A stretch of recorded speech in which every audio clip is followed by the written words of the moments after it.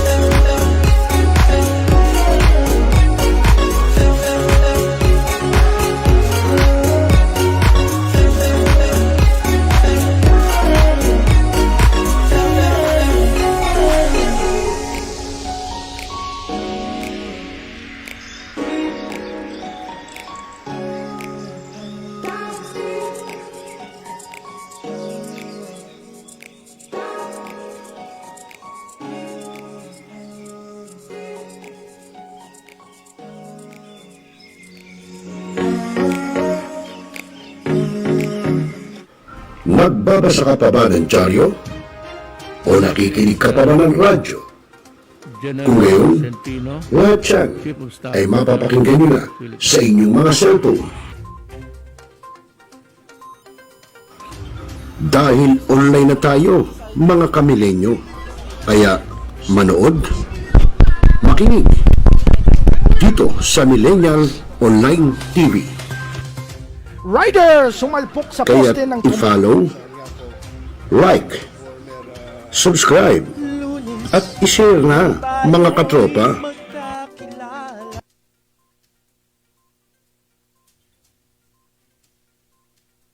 Ngayon, just to continue, Mr. Clyde Teves, the person named in the search warrant, was not around during the implementation of the search.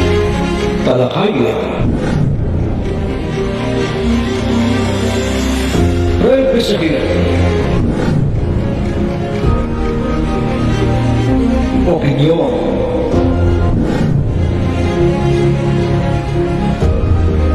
Palawakin. Aksyonan. Kasama si Rosello dito na sa Yung Millennial Online TV. Responsable ka bang gun owner? At mahaba ba ang iyong pasensya? At hindi ba intin ang iyong ulo? Alam mo rin ba ang batas hinggil sa pag-iingat ng baril o firearms? Kung hindi, A responsible gun owner? Are you a responsible gun owner? Are you a responsible gun owner? Are you a responsible gun owner? Are you a responsible gun owner? Are you a responsible gun owner? The PNP Civil Security Group would like to advise all firearms holders to renew their license to own and possess firearms and firearms registration within 6 months before its expiry date.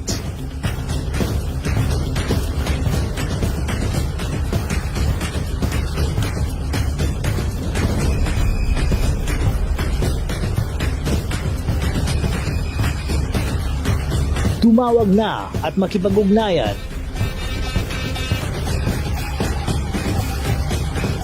Be a responsible gun owner. One Gun Pilipinas ang sagot, mga katropa at kaganos. Tayo ituturo sa inyo ng One Gun Pilipinas o OGP ang lahat ng legal na paraan at proseso upang ikaw ay maging isang responsableng gun owners.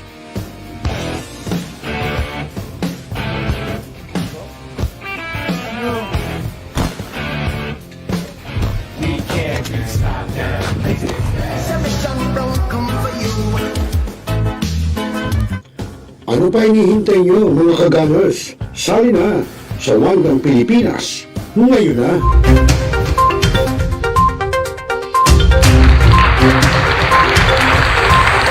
Ang oras, alas 7:41 po ng gabi, Philippine Standard Time. At sa inyo na po ang programang Tropa, siyempre dito lang sa Millennial Online TV, News and Updates. At siyempre ako pa rin ang inyong magiging kasama, Rosel Lopez. At sa ating technical side, si Mr. J. Abay, tayo po ay naka-remote live streaming buhat po dito sa Lac Bulacs. Ibig sabihin ng Lac Bulacs, Bulacan. Naka-live remote live streaming po tayo. Medyo nahihirapan lang tayo mag-setup kaya ginagabi ho tayo dahil ang dala ho nating equipment ay laptop lang, no? Kaya pasensya na po kayo. Bueno mga kaibigan, magandang gabi sa inyo lahat at welcome sa programa Tropa. At syempre, Rosel Lopez at your service. Magandang gabi sa iyo, Luz Biminda. Magandang gabi, Luzon, Visayas at Mindanao. At magandang gabi rin. Ako, nakita ko sa aking monitor, nanonood ang aking Tito Rick Santiago, buhat pa ho dyan sa Orane, Bataan. Yung pong mga taga-Orane at mga kalatig lalawigan, kung kailangan nyo po ng mga pagkain, pang birthday, party, meetings, etc., binyag, kasal, abay, punta lang ho kayo sa pamilihang bayan ng Orane at meron po doong kainan, no, si Tito Rick Santiago at pwede po kayo magpabook, no, mag-order kayo ng as early kung kayo kailangan nyo ng mga pang-birthday. Ika nga a delicious food on a pauper price, no, mura lang po sa kanila at talaga naman dekalidad ang pagkain nila. At nanonood sa atin yung ating katropang PNP mula po sa Lungsod Maynila, si Boss Ruel Villaranda, si Chief Ruel Villaranda, si Chief Ruel, ayan. Kamusta na ba, Chief Ruel Villaranda? Alam mo, ito'y kasama ho natin to nung ito'y nasa Malabon pa, no? Siya po ay PO1 pa lang noon. Ngayon malamang ito'y tinente na, tinente. Tinente ka na ba? Ayun, shout out daw, Villaranda family. Sa family Villaranda, magandang gabi po sa inyo. At welcome po sa programang Tropa. No, ito si Boss Ruel, si Chief Ruel. Matagal po nating nakasama yan. Yan po yung mabait na pulis, no? At talaga namang nagtatrabaho, no? Pagtrabaho, syempre. Ayan, nalipat na ho siya ng Maynila. Doon ho siya nagtagal ngayon. Okay, at syempre nga, tulad natin, sila Tito Rick Santiago at Santiago family. Yan po sa Orane, Bataan. Magandang gabi. At si Ma'am Irene Ubaldo, buhat po sa Kuyapo, dyan sa Nueva Ecija. Magandang gabi po dyan sa inyo sa mga taga Kuyapo. At yung ating katropang kagawad ng Barangay Tugatog po, si Kagawad Sanidad Pineda, ayun, nanonood. Abo, busy ho yan. Oo. Baka kaya nakapanood ngayon, baka galing sa All-Star yan. Galing ka ba sa All-Star? Ha, kagawad, hadad? Oo. Alam na niya ho yun kung ano yung All-Star. Okay mga kaibigan, at nga, get well soon, Ate Amy Roque. Uy, bakit Tito Rick, may sakit ba ang Tita Amy Roque? Hindi ko yata alam yun. Oo. Sabi ni Ma'am Irene Ubaldo, magandang gabi po sir. Magandang ka pa sa gabi Ma'am Irene. Kumusta na ba kuya po? At kamusta rin sa iyong husband, no? Si Mr. Esteban. Ano ba first name ng Mr. mo nga? Nakalimutan ko Ma'am Irene. At si Tito Rick, ano bang sakit ni Tita Amy? Hindi ko yata alam yan. Ano? Pasensya ka na. Alam mo tayo, tayo nagsasamba sa Nabal, pero wala tayong balita. No? Sa'yo na lang ako makikibalita. Ayun. At ang aking kabatchmate, si Doris Santos de Guzman. Magandang gabi rin sa'yo, Bats. Welcome sa programang Tropa. Yan. At siyempre mga kaibigan, mamaya ay tutungay natin sa inyo, at least nalalaman po ng ating mga kababayan ang nagaganap sa ating pamahalaan. Dahil nagkaroon po ng isang Senate hearing dyan po sa Senado kung saan pinangunahan po ni Senator Amy Marcos ang tungkol po sa proposed budget para sa NIA, no, sa National Irrigation Administration. Dapat naman talagang ponduhan po yan dahil dyan po kumukuha ng patubig ang ating mga kababayan, ang ating mga katropang magsasaka. Pag walang patubig, paano mabubuhay ang kanilang mga tanim? No? So, kailangan talaga pinopondohan yan. Yun, si Romy Esteban po, sir. Ayun, God bless sa inyo. Kumusta mo ako dyan kay Ronnie, kay Boss Ronnie? Oo, yun nga pala si Boss Ronnie. Kalimutan ko, pasensya ka na matanda na tayo. Talagang ganun Ayun. Ayan, shout out Villaranda family. Magandang gabi po sa Villaranda family. Unang-una na kay Chief Ruel Villaranda, siyempre sa kanyang may bahay, sa kanyang anak, at siyempre sa kanyang mga magulang at kapatid. Magandang gabi sa inyo dyan sa Maynila. Ayun. I-chat mo na lang sa akin, Tito Rick, kung anong sakit ni Tita Amy, ha? Hindi ko kasi alam para madalaw rin. Okay, sa mga kaibigan, menos sa 16 na lang o menos 14 para sumapit po ang ika-8 ng gabi. Hindi pa hating gabi. Masyado ka na magmamadali rin siya. Ayan. So yan mga kaibigan, tulad na sinabi ko sa inyo, at least ngayon malalaman nyo. Ito yung isa sa ngayon ng ating gobyerno, itong NIA, no, itong National Irrigation Administration. So siyempre, dinideliberate ng Senado yung mga proposed budget nila. Bakit dapat, di ba? Para malaman kung magkano yung budget at bakit dapat ganung halaga ang budget, no? So okay mga kaibigan, at huwag na nating patagalin. Kung meron naman kayong opinion para sa inyong sariling opinion, pwede nyo pong i-chat dyan sa ating live chat box at pwede po nating iparating sa kinauukulan. Ayun. At magandang gabi rin kay Chief, kay retired Police Major Dong Bondok Bamba, buhat po sa Pampanga, no? Kapampangan Kenny, no? To si Chief Bamba, no? Kaya po si Chief Dong Bamba ay masanting, dahil siyempre Kapampangan. Ano yung mga Kapampangan bukod sa malago, pagkababaihan, kapag lalaki masasanting. Di ba? Tama ba 'yon, Chief Dong Bamba? Oo, yan si Chief Dong Bondok Bamba. Okay, so tuloy-tuloy tayo. At tulad na sinabi natin sa inyo, alamin natin yung ginawang pagdinig ng Senado tungkol po sa proposed budget, no, ng sangay ng ating gobyerno na National Irrigation Administration. Ayun, sabi ni Chief Dong Bamba, salamat daw. Aba, hindi mo ka magpasalamat. Totoo yung sinasabi ko, Chief, na pagkakapampangan talaga ay masasanting at malalago, di ba? Kanya-kanya namang kanyan Oo, dahil meron din naman ibang lugar na talaga namang ganun din, di ba? Oo. Talagang ganun yan. Okay, so mga kaibigan, at alamin na nga natin yung ginawang pagdinig ng Senado tungkol po dito sa proposed budget ng sangay ng gobyerno ng National Irrigation Administration na pinangunahan po ni Senator Amy Marcos. Narito po. I think we're ready to begin the NIA. Who's that?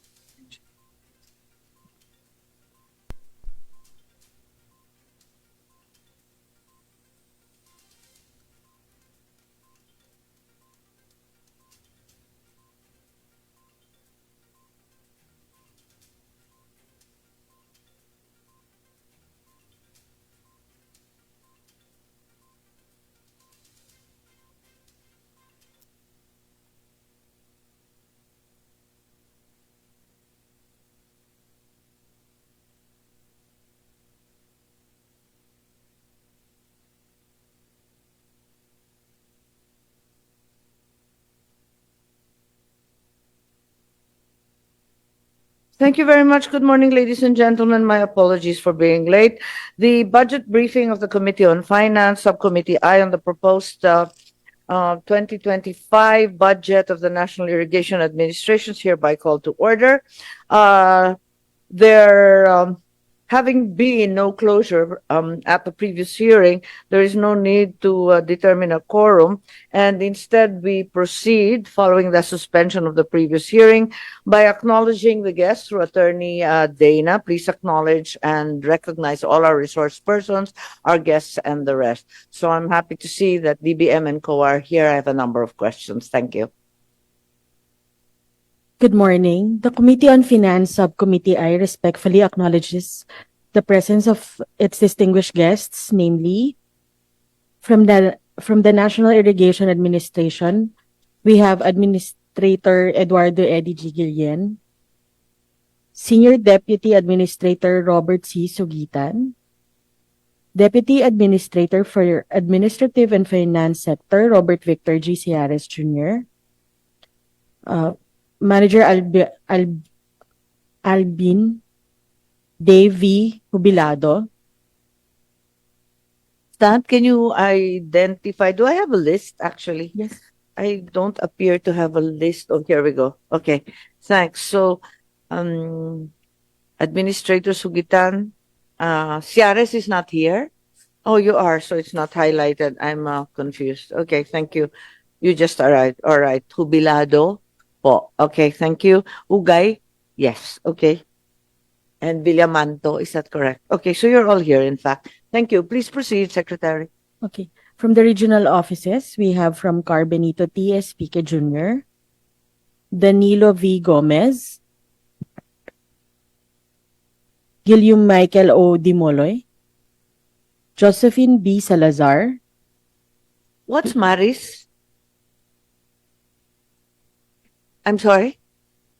Oh my God. Okay. Thank you. So, Gertrudes, hiwalay pa yon sa Region 2. Okay. Si Salazar.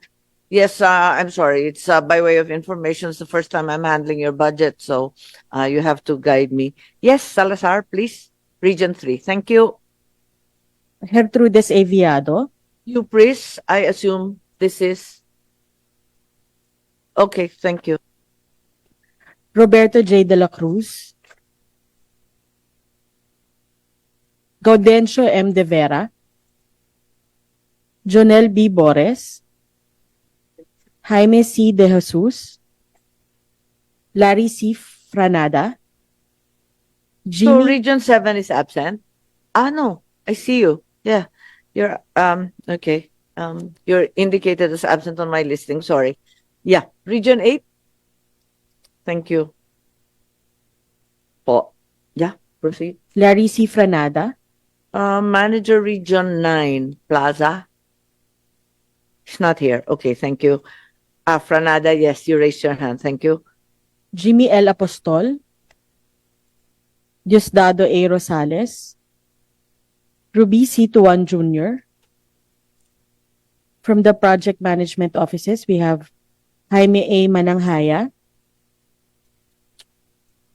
From the Commission on Audit, OACSA Carmencita Modina. And from the Department of Budget and Management for NIA, we have Sorry. OICSA. What's SA? Okay, that's it. Yeah, sounded complicated. Thank you. from the DBM for NIA, we have Director Elena Regina Brillantes. That would be all. Ma'am. Thank you. Yes, thank you very much. And will there be anyone presenting? Please keep it short. I don't think there's anything mysterious about the NIA budget. We should go very quickly. Just highlight the salient points, and if there are any differences from the 2024 budget, please mention them. That's all we need to hear.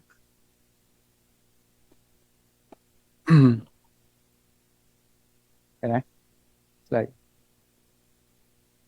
Okay, slide on. Okay, ma'am. Good morning. Just highlight the salient points kasi medyo kabisado naman natin yung budget na to. Wala namang pinagkaiba masyado. Sige. Good morning, Honorable Senator Amy Marcos, my forever governor, esteemed members of this subcommittee. Magandang umaga po sa atin lahat. It's my honor to present the 2025 NEP budget for NIA. As of December 2023, the total irrigation coverage stands at 69%, ma'am, or 2.16 million hectares out of the potential area of 3.1 million hectares. May natitira pa po tayong 1 million hectares na potentially irrigable area. And the financial status of NIA, this slide presents both the physical and financial accomplishment for 2023 and 2024. While in previous budget hearings, I committed to improving the final financial utilization of our agency, and I am pleased to report significant progress in this regard. As of third quarter of FY 2024, we have achieved 81% of budget utilization, marked improvement compared to our prior years. This reflects our continuous efforts to enhance resource allocation, streamline processes, and ensure that funds are effectively utilized to meet our budget objectives. Well, next slide, please. To assess the agency's absorptive capacity over the past 5 years, the data reflects consistently strong obligation rates ranging from 85 to 89% at the end of its fiscal year. This demonstrates the agency has been effective in committing its allocated funds to various projects and initiatives. And let's keep in mind po na yung budget ng NIA for this year ay nag-increase pa po ng around 75%. As shown on the previous slide, and in line with my commitment during earlier budget hearings, the agency's absorptive capacity has indeed improved. Next slide, please. Let me present a comparison between the FY 2024 GAA and 2025 NEP for NIA. In FY 2024, NIA was allocated 71.49 billion, while our NEP for 2025 is 43 billion, resulting in a total variance of negative 27.92 billion. This significant reduction is primarily attributed to cut in the budgetary BSGC and of course in the corporate fund. These budget cuts will impact the restoration and repair of existing irrigation systems and the development of new areas, which are critical for meeting the ongoing and future needs of our irrigation projects. Further details we'll discuss in the following slides. Next slide, please. The NEP budget was formatted according to the program expenditure classification structured as follows. The General Administrative and Support or GAS is this allocation is totaling to 11 billion. It covers the agency operation across offices nationwide, including the financial support for major pump irrigation systems. It represents 35% increase in our 2024 budget. Support to operations, this include, of course, the funding of the irrigation management transfer support services, detailed engineering, contract farming, procurement of heavy equipment, and quick response funds. The total allocation for STO is 6.93 billion, an increase of 32% in our 2024 budget. And the operations, the budget proposal which covers the restoration, repair, and improvement of both national and communal irrigation systems, as well as development of new ones, is set at 24 billion. This marks a significant reduction of 57% from 56 billion allocated in 2024 GAA, primarily after the establishment of the construction of new irrigation projects. Next slide, please. The comparative budget by expense class, personnel services increased by 407 million or 8%, driven by the salary structure under the updated compensation and position classification system or CPCS approved by the GOCC, by the Government Commission for GOCCs or the GCG, and the addition of personnel due to ongoing project implementation. Lumaki po kasi yung allocation natin. The MOE rise by 2.58 billion, marking the 74% increase. This is primarily due to the higher operation and maintenance subsidy for irrigation associations, which increased from 150 to 500 pesos per hectare per cropping. On the other hand, the capital outlay has been reduced by 50%, with investment decreasing by 30 billion. So NIA continues to provide Filipino farmers with efficient water distribution to improve our agricultural productivity and contribute to food security in the country. The agency constantly works towards developing efficient and sustainable irrigation systems for our farmers. Despite our country's challenges, we believe that with unity and bayanihan among all sectors of society, we can conquer it all. Thank you po and mabuhay. Yes, thank you very much for a very quick presentation. We're grateful. My first question will have to be to COA. I'm very bothered by the fact that there is no COA report. Why is it not available? Ay, good morning po, Madam Yes, Chair. pakipaliwanag lang, bakit wala pong COA report? Kayo lang Ay. yata ang nadatnan ko na ahensya na walang COA report. Ma'am, may request po sila for the submission of the revised FS. So, by September Sorry. 30, nag-request po sila na mag-submit ng revised financial statements ang management, and inapprove naman po yun ng aming COA chair. They have to submit, ang nasa request nila is to submit the revised financial statement by September 30, which they did and submitted last September 27. Revised. So ngayon, Revised FS? opo, revised financial statements po. Okay. So ang ano po namin, nung nasubmit naman po nila So, on when was time. it given? September 27 po. Ang request nila is September 30, but they have submitted it Okay. September 27. So, ongoing po ang validation, verification po namin kasi consolidated po siya from the regions. Pwede ninyong ibigay yan sa amin din? Ay, ano So, po, ang, can you provide ang the target, final audit statement? ang that, target po namin kasi i-review din po ng central office namin, ng cluster director namin, is ang inano sa aming target is October, to be transmitted on or before October 31. That's to be transmitted to us or Yes, kasama na po kayo, transmit sa management, kasama na po ang mga oversight. Kasama na. October 31? October 31 po. Yes. No, the reason is that I really need the COA audit report to clear this agency. Otherwise, mahirap mag-endown ng budget kapag ganyan, di ba? We really need the audit report in hand. So, October 31. 31 po.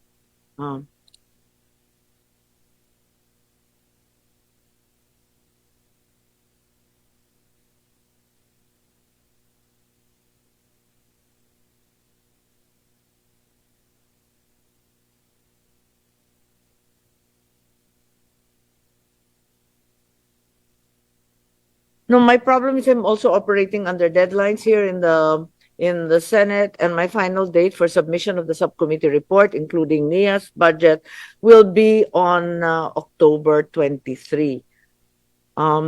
October 31 will be too late, and I will have problems with that dahil hindi ako makakapag-close ng kanilang budget sa NIA.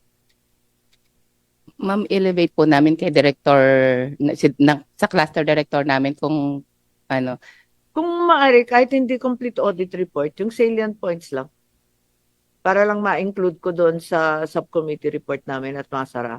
Otherwise, hindi masasara yan. I'll have to bring it up into plenary, which I don't like doing kasi yung mga senador, mas lalong magagalit yan kapag late, tapos binubulaga sila doon sa plenaryo. Mas lalong magtatanong yan, mas lalong maraming maghaharang at hindi papayagan kung may increase o anumang pagbabago. We will discuss it to our cluster director, ma'am. Oo. Yeah, if you could... Actually, ma'am, ongoing naman po yung aming verification sa mga regions. What can you send me by October 18? Really, October 18 is my final date. Then I submit October 23. Kahit salient points lang. Kahit yung pinakamahalagang highlights lang Sige po. ng We will COA ask report. the director po. Oo, kung maaari. Ayos. Kasi if you Kasi- give it to me October 31, we start meeting November 4. Ang problema niyan, pupunahin yan ng lahat ng senador at baka magalit. Sige, if you can We just will. be respectful also of my deadlines there. It's October 18. Can push it to 23. October 18 na. Bukas makalawa na yan, di ba? Isang linggo na lang.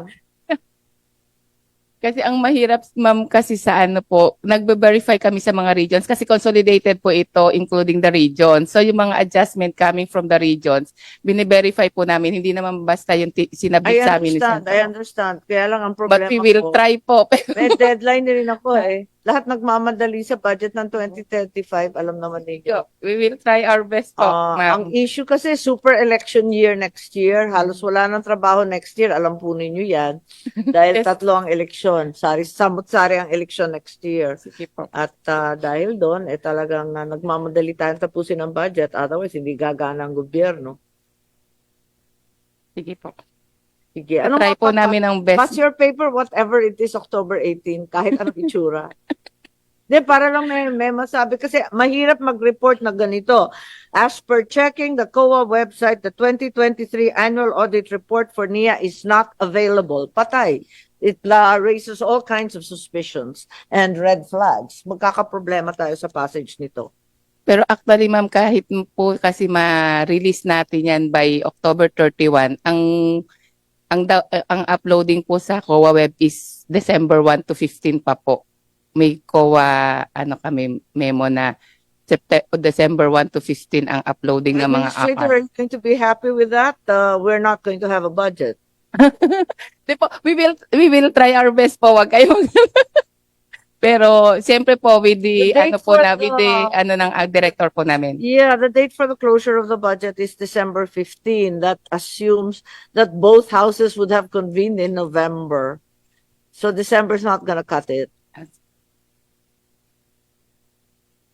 Konti na naman ang natitira, di ba, sa mga ahensya. Halos lahat, ito lang ang nadatnan ko, sa totoo lang, na walang COA report. Sa dinami-daming hinahawakan kong mga ahensya, ito lang yung wala. Marami pa bang ahensyang wala pang COA report? Ako, first time ko nadatnan na walang COA report eh.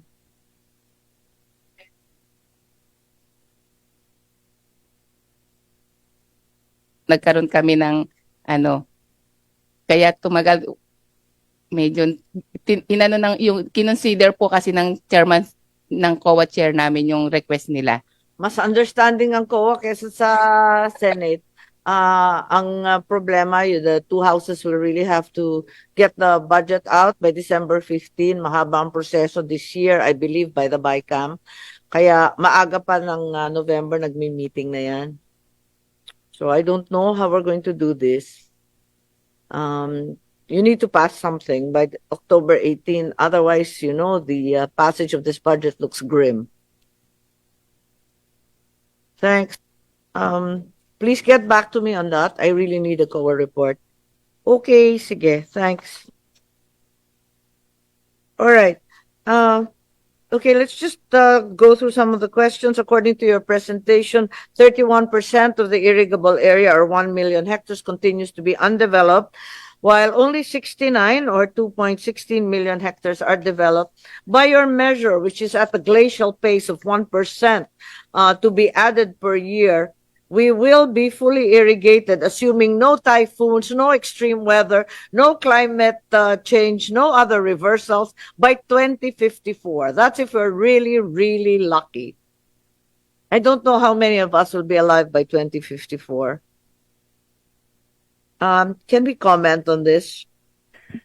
Madam Chair. Yes. Actually, I know that the constant reason always is that the legislature and the executive simply do not give sufficient budget to irrigation, and as a result, we're not getting any progress.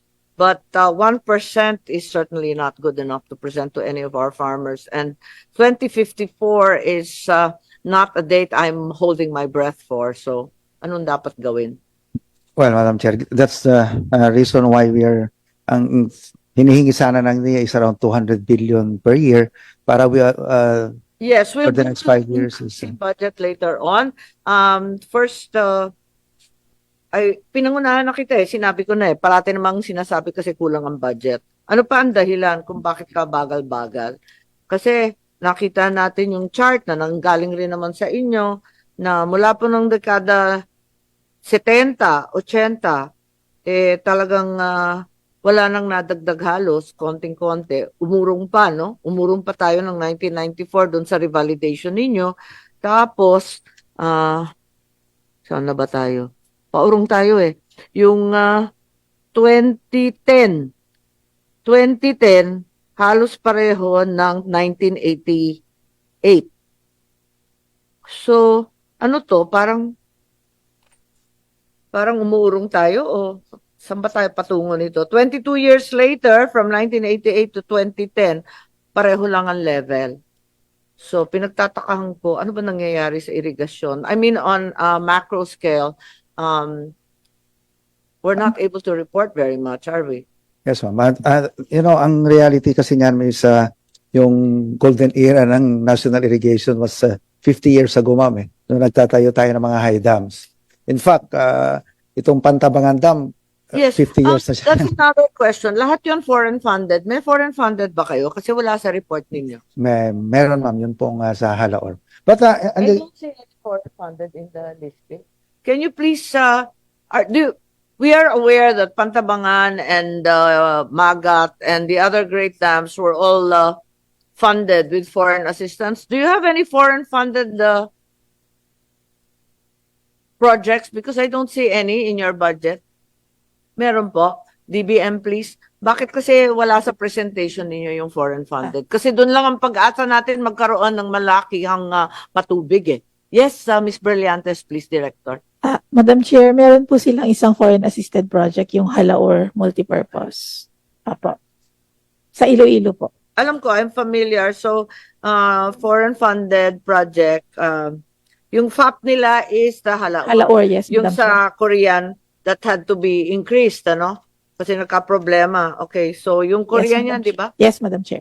Koika, right? Opo. Yeah, I recall that's Koika. Okay, Koika Iloilo. Yes, that's Senator Drilon's initiative. Yun lang. Wala nang ibang FAP. Wala na, that's it.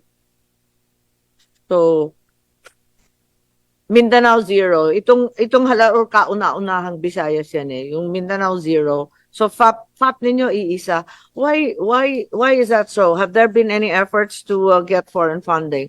I know the administrator says that the foreign funding is very slow. I agree, but unfortunately, given the strictures of our budget today, it's the only hope for significant funding. So have you made any effort at all to get the foreign funding? Wala namang pag-asa kung 1% a year, maswerte ka na sa 1%.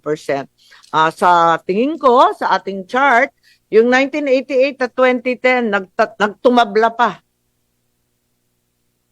Wala ba tayong effort na tumingin sa iba't ibang bansa? Alam ko, yung Saudi Chamber of Commerce naghahanap ng project, ang Malaysia naghahanap ng project.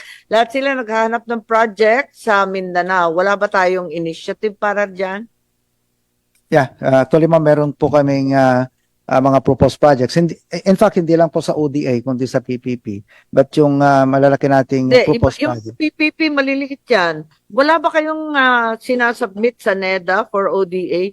Kasi parati nyo sinasabi na kulang ng pera. I'm in complete agreement, kulang ng kapital. Ang problema, wala rin naman ako nakikita na request ng NIA sa ODA, sa NEDA. Wala kayo ni isang request. Yung mga PPP, tigmaliliit lang yan at saka lokal lang naman ang pinanggagalingan ng perang yan. Actually, ma'am, meron po kaming proposal sa Philippines-Korea Project Preparation Facility or yung PKPFF. Ano yun? Approved na po ito. Ayun na. Yung Saan? Palanan Irrigation Project. Sa Nueva Ecija?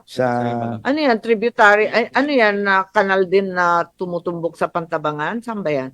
Yung Palanan? Yung Palanan. Nueva Ecija eh. Yeah. Palanan po is in Isabel. Isabela. Isabela. Okay. Pero yung mas malaki natin. Yung malalaki po namin, ma'am. Meron po kami malalaki, ma'am. Meron din po kami malalaki, ma'am, yung Ilaguen Multipurpose Irrigation Project. Sa Isabela din po ito. Yung Ang cost $2 billion? po is 2 billion. $2 billion US dollars. Ang Palanan? I'm sorry, I'm very Ay, Ilaguen, ma'am. You know, you really should include this because you're always crying for more money, but there are no applications on record to NEDA. Wala naman kami nakikitang in-applyan ninyo. Actually, ito po, approved na po ito sa kwan eh.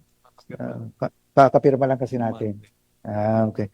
2 Kakapirma billion lang. is Palanan? Yeah, Ilaguen, ma'am. Yung Ilaguen. Magkano na? Yun ang una mong binanggit. 1.4 billion, ma'am. US dollars po. And then, yung isa, Yung Ilaguen, ma'am, is 2.2 billion. you realize that the problem is these are all involved in Luzon. Wala bang Mindanao riyan? Yung Libo, Saka isa pang isa pang Yung Libungan, Malitubog, Visoya. multipurpose, ma'am. It's a $1.5 billion. Kaya Mindanao nga, po ito. kaya ang problema kaya nga, can you give us a list? Because there doesn't seem to be any aggressive push on the part of NIA to avail of foreign funding, of which there's quite a bit right now, given the green funds, the People's Survival Fund, the green bonds.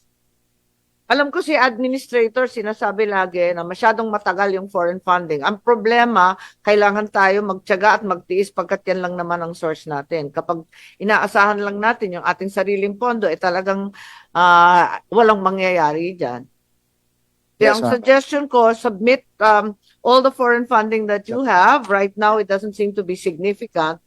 And there don't seem to be any availments for Vismin. Alam natin ang Mindanao kahit papano mas menos ang bagyo, mas menos kahit papano ang climate change. Kaya siguro dapat ang Mindanao ang inuna no sa mga request na yan. Mas may pag-asa tayo diyan.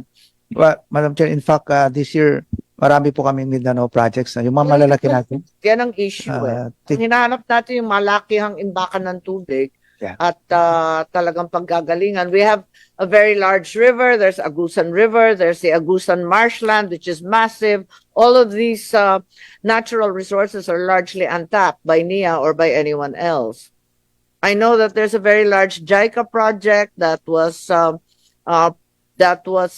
formulated and initiated by the mayor of Butuan, for example, Mayor Lagnada. And I'm certain that JICA is behind it. Why don't you get behind it so that mas mag-improve naman itong itsura ng chart natin na nakakaantok at siguro konting tutok lang sa Mindanao pagkat mas may pag-asa doon itong Luzon hindi natin alam kung palubog o paano. Parati na lang tayong binabaha tapos babagsak pa ninyo sa Pacific facing na Isabela. We all love Magat, we all love Isabela and Cagayan, but I was just there on Sunday at di mo na malaman kung aling yung ilog, yung dagat, yung sandbar, yung lupa. Talagang sama ng lagay Ba't tayo nag-i-invest sa lugar na talagang kinakainan ng dagat? Actually, ma'am, we have this Mindanao Irrigation Development Project, but again, ang mahirap kasi dito, yung feasibility study niya is pinapakiusap din natin sa mga foreign funding. Yung kasing aming feasibility Yung pinag-uusapan ko yung sa Agusan, meron na siyang feasibility study at saka may ready financier. Walang tumutulak yun ang problema. In any case, whatever you have on hand, and I don't think it's very much, please submit such projects as you may have applied for with NEDA for possible ODA and other foreign funding, regardless of whether it's Korean, Japanese, if it's KOICA, if it's JICA, if it's anybody else. We're very happy to hear that. Yes, ma'am. We will submit po. Yeah. How many more hectares do we need to attain our goal of rice self-sufficiency? We're now the world's largest importer of rice. How many more hectares? What is the goal? You keep mentioning the goal of 3.1 million hectares. Tagal na natin yan. Irrigable.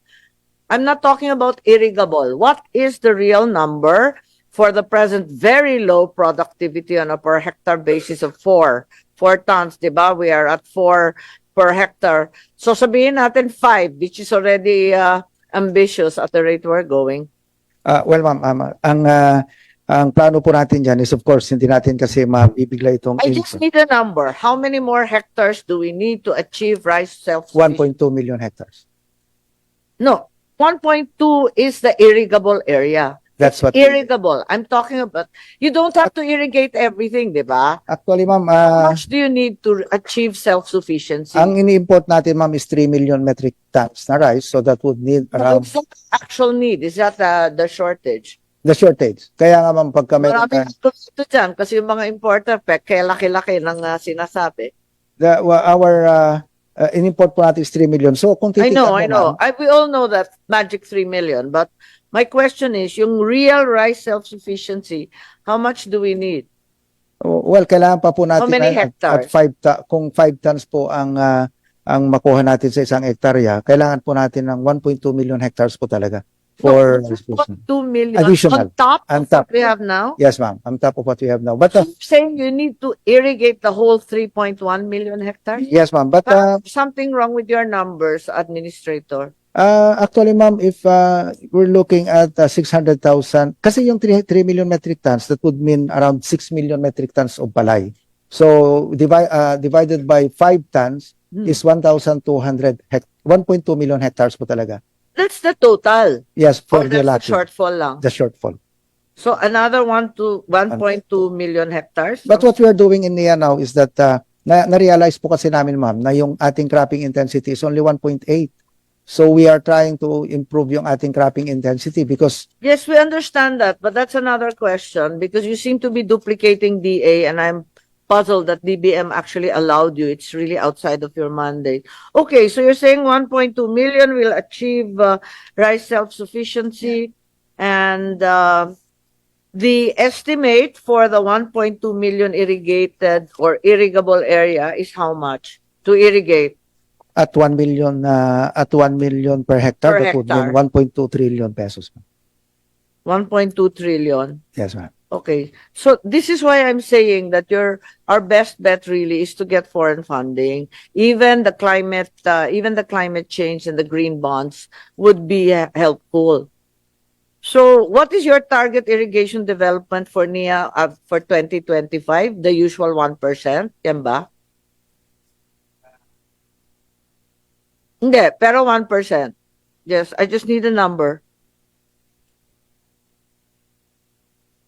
1% is how much? 10,000. I know that you applied DBM, a much, much larger amount. DBM gave you upwards of what? 16% of your original request, ano? Yes, ma'am. But may nakita kaming solution dito, ma'am, para ma-increase natin ng husto yung ating production because as of now, ang aming kayang ma-irrigate sa NIA is 1.2 million hectares. We have this 1.2 million hectares na eh. So, ang nakita kasi namin is yung cropping calendar natin mali. So, Yes, but you're not DA. That's another question I have for you. Your agency seems to be duplicating DA, BSWM. You seem to be duplicating DAR in many cases.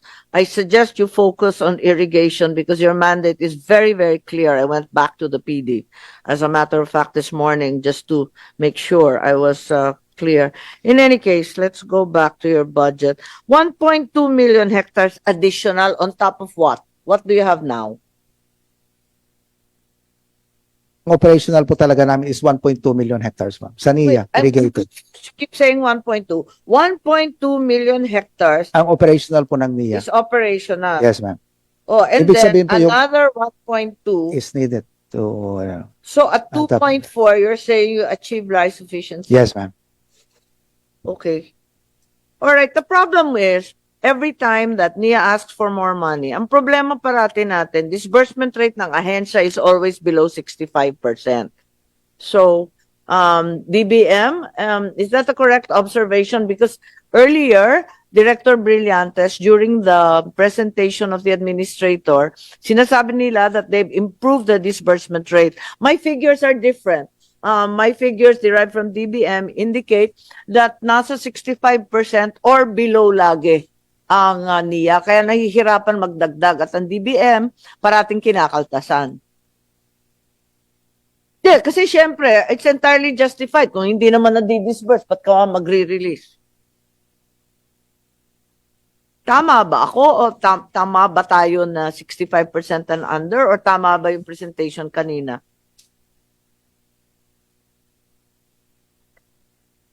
Ang meron po kasi kami for now is the as of March 2022. Hanapin lang po namin yung as of June because that should be the latest that they have.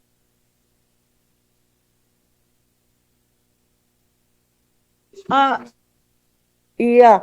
Andito kasi, actually, it comes from their figures also. There's no real conflict pala. Andito talagang baba ng disbursed Parating 61, 62%. Mas malala pa, 45% nung 2019.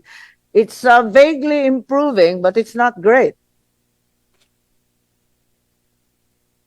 Kaya Administrator, ito yung problema. Pag hindi kayo nagdi-disburse, talagang kakaltasan. Ganyan talaga. Tama ba to? Opo. Tama, di ba? Yes, Madam O Chair. yan, galing rin naman sa NIA yan. Anong gagawin natin dyan? This seems to be a problem. Like I said earlier, nag-i-improve naman ng kaunti. Mula noong 2019, naging 62 na. 2023, 61 na. Pero ibig sabihin, napakababa pa rin niya to deserve or to even earn an addition.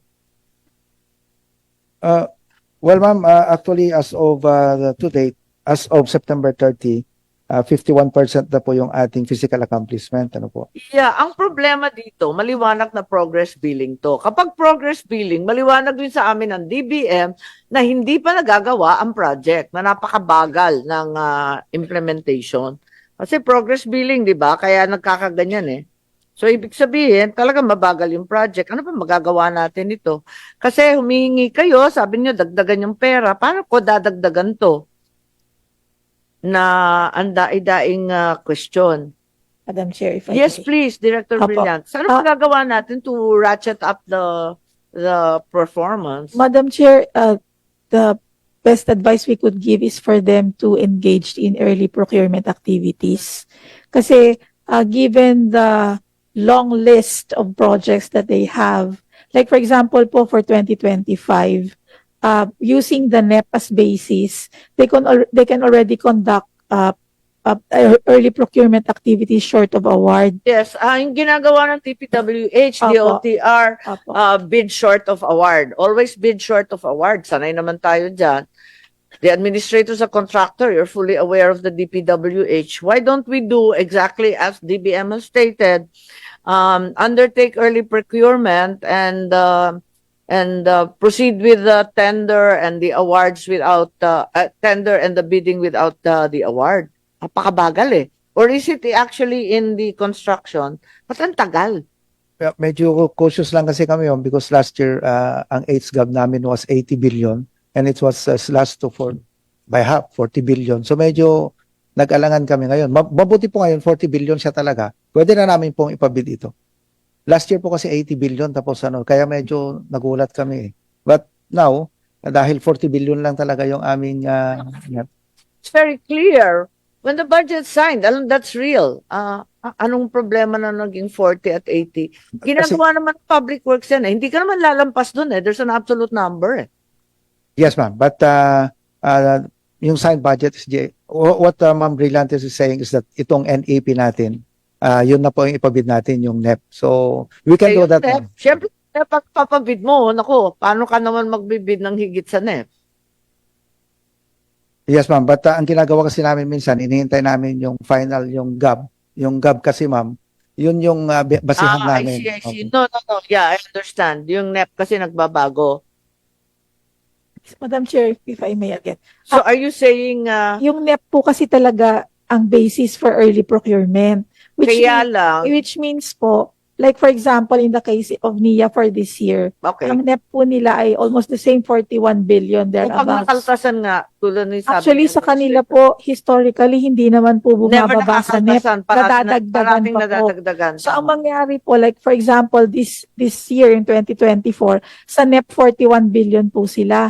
Ideally, yung pong 41 billion na nasa NEP, pwede na ninyong ipa-early procurement. So andito lahat ng regional directors. Opo. Narinig ninyo, mag-early procurement na kayo, short of award. Opo. So that pag katulad po ngayon. Totoo yan. Yung NEP, never naman nababawasan sa NIA eh. Laging kulang eh. Yes, Madam Chair. So that yung dagdag po, yung additional, paglabas ng GAA, yun naman po yung ipo-procure ninyo yung first quarter of the year. The other finance officers, do you have any other suggestions? At 65%, this is a very miserable disbursement rate. So, kung ganito kabagal yung 65%, ang problema natin, mahihirapan talaga dagdagan. Makakaltasan kayo ng makakaltasan ng 35% every year. Maswerte nga, konti pa nga yung binawas eh. May suggestion pa yung mga finance officers. Early procurement ang suggestion ng ating DBM at sabi ni Director Brillantes, historically, ang NEP naman ng NIA hindi naman nababawasan kundi nadadagdagan. Meron pa ba tayong masuggest para ma-improve itong disbursement rate which is way below the national average? I think, Madam Chair, yun yung pinakamaganda talaga, no? Yung sa NEP na lang. Hindi na namin hintayin yung GAB, but we will i-consider po namin yung NEP. So, mag-early procurement po kami based on the NEP. So, ang ibig ko sabihin ngayon pa lang, pwede na kayo mag-early procurement. Nakita na yung NEP. So, dapat nag-umpisa kayo nung nagsona si Presidente nung Hulyo, dapat nag-early procurement na yung NIA. Tama? Dapat nag-early procurement. Nakita naman ninyo, naka-itemize naman lahat ng mga project ng NIA. July pa lang, mag-early procurement na kayo. Kasi pagdating ng budget sa Congress at sa Senate, kakaltasan namin kayo ng kakaltasan kasi zero performance. Ang baba eh. Madam Chair. Yes. Another suggestion po, kasi yun, during budget preparation, so meron po silang proposal, hindi po ba? So they have this list, tapos magiging NEP na po siya. Yung nasa NEP po kasi ideally dapat yung kanilang APP, yung Annual Procurement Program nila, naka-anchor na po siya sa NEP. Para pag nag-procure po sila, yun muna ba yung NEP at yung APP? Hindi po, indicative pa lang po kasi yung initial yung sinasabi so yung nila. APP, ilagay na po nila yung nandun sa NEP para po hindi nila problema during procurement. Kasi mag-a-update po sila pagdating po ng 2025 at na-approve na yung so no need to update, andun na. Opo. Para idadagdag na lang po nila kung ano yung karagdagan. Para yung kanila pong mga programs of work, yun na po yung gagamitin nila doon sa APP nila na indicative. Well, actually, ma'am, mas precise yung aming ipapabid ngayon kasi alam na namin yung GAB. Historically kasi, No, talagang GAB. Why are you talking about GAB? nagbabago po kasi yung NEP namin, ma'am, sa GAB eh. Marami. NEP. Dapat yung NEP. Hindi masyadong nagbabago ang NEP eh. Nababago, ma'am. At saka itemized. The itemized doesn't change eh. The breakdown on a per line item doesn't change. The lump sums will change. Don't mess with the lump sum, but the itemized already there. Yes, ma'am, but in reality po nababago talaga sa GAB. I have to see that. Can you show me kung saan nagbago? Kasi pareho kami ng DBM, inoobserbahan namin taon-taon. Napakatagal ko na sa budgeting. Pare-pareho na tayo. Hindi naman nagbabago yung mga line item eh. Show you, ma'am. We will show you the list. Opo. In any case, there are many issues here. I am on your side that we need more money, okay, for irrigation. Ang problema, hindi naman kayo nag-i-initiative para magkaroon ng foreign funded kasi nababagalan kayo. Mabagal nga, pero wala naman tayong choice. Tiisan tayo nito. Ikalawa, yung disbursement rate ninyo, apakahina. So, another problem yan. Dapat, para good looking ang budget, ginagastos ka agad. Kung ginagastos ka agad, nauubos ka agad, maliwanag na kailangan dagdagan. Pero kung 65%, matutulog pa rin ang pera, ba't dadagdagan? Diba? Yun ang logic dito on my part. So, mahirap ako mag-justify ng karagdagan kapag nakikita naman, hindi pa nagagastos ang pera, di nga maubos-ubos eh. Ba't dadagdagan? So, in any case, if we could have a look at this issue of bakit hindi nauubos ang pera, 65%, so, gandahan sana natin yung disbursement rate, mag-apply tayo ng iba't ibang mga foreign funding kung may maisip. Higit sa lahat, tutukan yung mga areas na wala masyadong problema sa bagyo, yung medyo protected areas, exploit natural resources like the Agusan marshland. What else can I say? Can we be updated on the rehab and desilting of Magat Dam? Is there an allocation in 2025 NEP? And how much will it cost to completely rehabilitate the Magat Dam? Yeah. Engineer Dimoloy. So we also recognize the arrival of NIA Region 7 Director, Engineer Doliente. Where are you po? Oh, there we go. Okay. Thank you. Sorry, ma'am. No problem, no problem. representative Yeah, we lang. called you out earlier kasi wala naman kayo, pero you're here. No problem. Yes, please. Yung tungkol sa Magat, any information? Good morning, ma'am. Yeah. So, yung ating Magat, so we have allocated yung ating dredging machine for this year. So, ongoing na po yung procurement natin sa central office. Not yet, ma'am. So, The initial 500 million has been, sa retrofitting natin yun, sir. initial 500. But the procurement ng ating dredging machine, so the request was already forwarded sa CO. To have an ongoing, ano ma'am, actually, What's been achieved? What have you actually accomplished? Actually, Hindi, inaugurate pa tayo dun. Ano ba nagawa? Parang kakahiya, picture taking. actually, ma'am, yung ating retrofitting, yung phase 1 natin is completed na. Then yung, Ilang phase yan? come again, ma'am? Ilang phases ba yan? Phase, 2 phases, ma'am. Yung phase 2 natin, it's already started, nagumpisa na. Okay. And Is there an allocation for Magat in the 2025 NEP? I'm just asking. You're more familiar with the line items in your budget. Meron ba? Parang hindi ko sure. Parang wala. regarding sa kwan natin, ma'am, wala. Pero we have None. NEP, no line item 2025 NEP. none, ma'am. But we have an allocation Bakit from the wala? May phase 1, phase 2 ka na, dapat prioritize to. then we have allocated dun sa ating service fee na one, ma'am. Yung 1.2 meron kami billion. 1.2 billion kasi ma'am, na generated na income. Yes. So yun po ang internally generated. Asking if it was included in the 2025 NEP. It's not self-generated revenue. No, none, ma'am. None. Okay. How much will it cost to completely rehabilitate the area, the Magat Dam? Actually, ma'am, yung proposal natin for the feasibility study pa kasi, ma'am, yung ating proposal which nasa NEDA na yung it will be funded by JICA. So it needs a holistic So, my question is, at which stage is it dyan sa NEDA? It's with NEDA? Applied? Under consideration? Ongoing? Ano na? Ano nang phase yan? so yung kung natin, Pwede naman kasi fast track yan eh. Sa NEDA, madali naman kausapin. Nakakaintindi ng agrikultura yung boss ng NEDA, di ba? Actually ma'am, yung rehabilitation ng Magat Dam is included po doon sa budget ng highways. In Yung highways? feasibility, yung feasibility. Napunta sa PPWH? Yes, doon nila ilalads. Kasi under JICA po ito, ma'am. So, yung dredging ng Cagayan River, included po yung Magat. So, naka-lads po sa DPWH.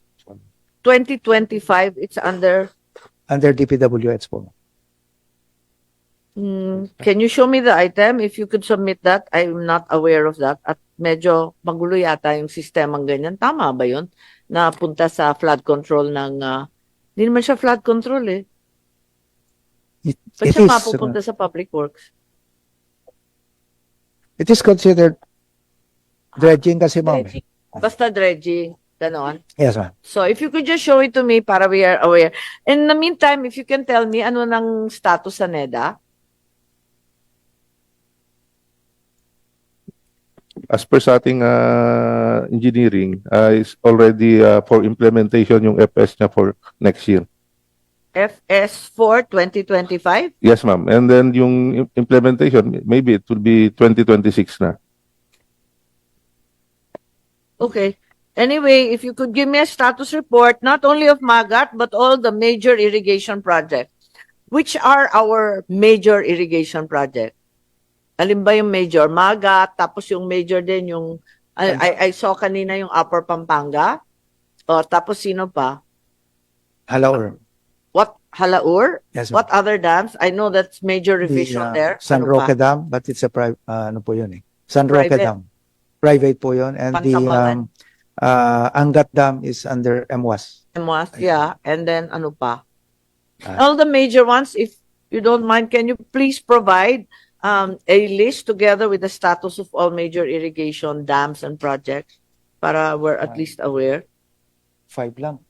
Konti yun eh, di ba?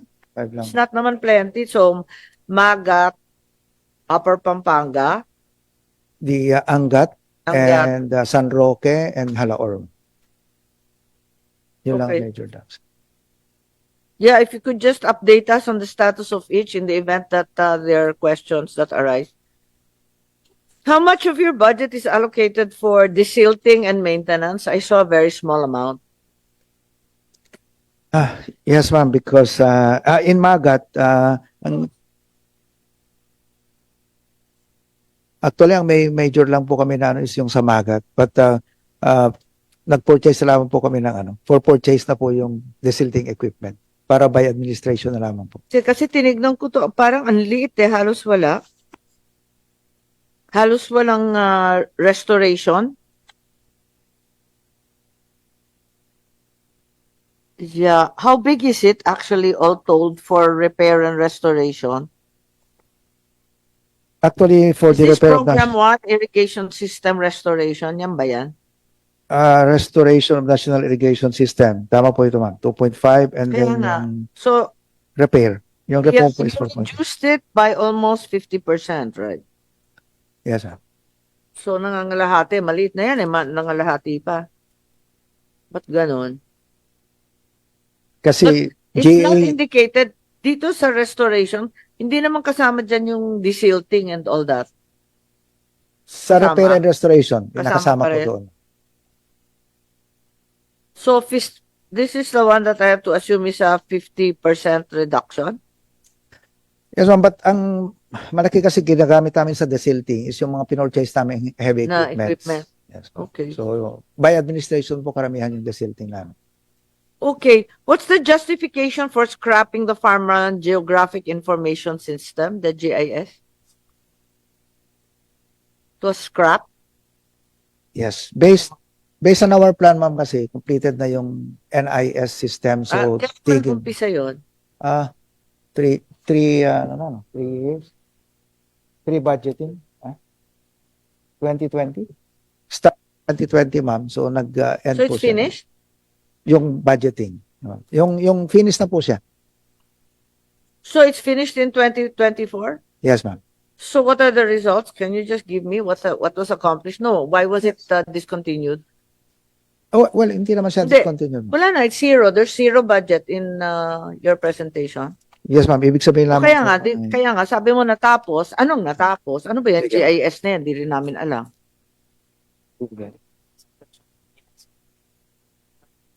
Yung mga, Yeah, feel free to answer. Sinabi. Tayo lang naman. okay.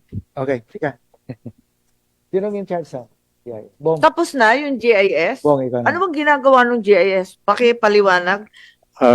Good morning po. Yeah, it's an Yung- information system, apparently. So, Basically po, yung ginagamit natin yung mapa, tapos yung mga each parcel ng farmer's land, yun po, pero yun po, at ilalagay natin sa web page natin para done it? part I of, haven't seen it. marami na po kami natapos na system. Saan? At ano tapos?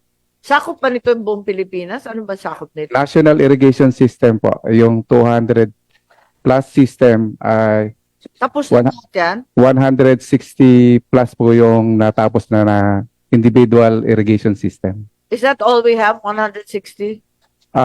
Iko-covered po namin yung 200 plus. Okay. Budget na kayo for the following year. Apparently, hindi pa tapos. Meron na pong budget yung the rest na 40 Na- pending already budgeted. ongoing pa po yung the rest. Okay. They're pending but ongoing and they're already funded. Opo. Is that correct? So, Yes pa. klaro yan Okay. So, what about the peripheral canals that were in the news? This integration between Public Works as well as NIA so that flood management and irrigation would coalesce. Is this in the 2025 NEP budget? I don't see it. Actually, ma'am, Kasi nasa press release lang ng USEC sa DA, di ba? it's with the Department of DPWH, ma'am. With DPWH. Nag-identify lang po kami, ma'am. But it's not in the NEP of 2025. It's not within in the NAP of NIA, ma'am. Yeah, but it's not, in right? the DPWH. Kasi Not in Ang Dati na NEP, di ba? No. Wala sa inyo, wala rin sa kanila eh. Parang wala na. Nasa kanila, ma'am, may 4 billion yata silang. No, that's for flood control in general, but they didn't carve out an item for peripheral canals. Kasi first I hear of it eh. Nung nabalita sa news, nabasa ko lang sa news yan.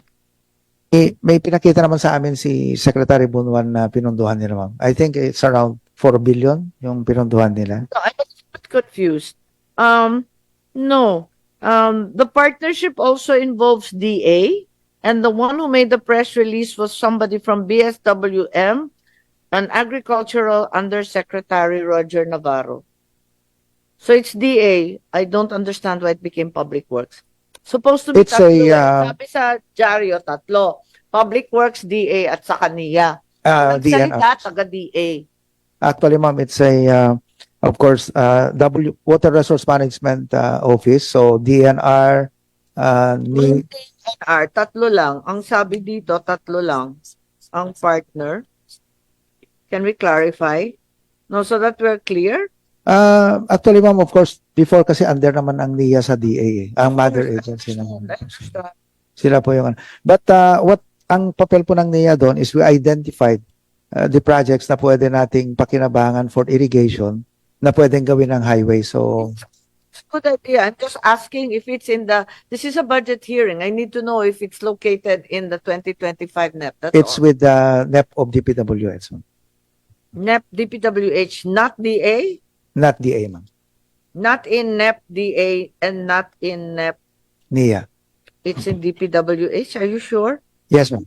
Sa DPWH, yung mahiwagang 4 billion sa flood control period. Nakita namin yung list, ma'am. It's with DPWH. It says peripheral canals? It's na, ma'am, hindi po kasi lang canals to eh, but some are sabo dams. Yung iba naman po ay yung dikes na nagpo-protect sa aming irrigation canals. I Yun see. po yung ano. And yung iba naman po kasi, ma'am, drainage dahil yung nilagay nilang mga diversion roads. Kasi yung diversion roads na nilagay nila, hindi naman nilagyan ng drainage. So ngayon, ma'am, pinapalagyan po namin. Kasi nababaha po yung ating palayan. Then nagtaka lang ako kasi there was a very large irrigation and flood control summit for climate change very recently. Lahat ng ASEAN nandun at nandun rin ng Amsterdam.